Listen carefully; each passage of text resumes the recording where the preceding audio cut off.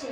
આપણે જેટલી સરળતાથી આપણા વિચારો, આપણા સંવાદો, આપણી અભિવ્યક્તિ, આપણા લેખન કાર્ય કે વિચારો દ્વારા આપણે જેટલું સરળતાથી આપણી માતૃભાષામાં જે વસ્તુ રજૂ કરી શકશું, બીજી કોઈ અન્ય ભાષામાં રજૂ કરી શકતા નથી। માતૃભાષા એ ભાષા છે કે જે લાગણીની ભાષા છે, વિચારોની ભાષા છે, સંવાદોની ભાષા છે અને બાળકને ડગલે ને પગલે શીખવાડવામાં આવતી ભાષા છે। આપણે સ્વપ્ન આવે છે તો પણ એ આપણી માતૃભાષામાં જ સ્વપ્ન આવે છે, બીજી કોઈ અન્ય ભાષામાં આવતું નથી।